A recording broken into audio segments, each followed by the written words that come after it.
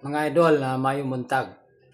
Nalang ko'y gamay nga ikasulti mahitungod sa mga kauban natong mga content creator kay ang ilang manggong gisulti sa akong nabatian nila kini kunong magkontenta mura og dili kuno mo suporta ang mga paryente, mga igsuon, pag-umangkon.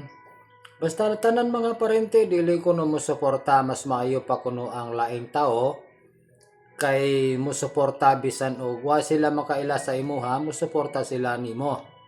Pag nakita ka sa ilahang Facebook, mo suporta sila nimo, pero ang ilahang mga parente kuno dili mo suporta. Pero ang ako pod lahi, mga idol. Ang ako mga igsuon pag umangkon mga parente nako, bisan layo sila nga lugar.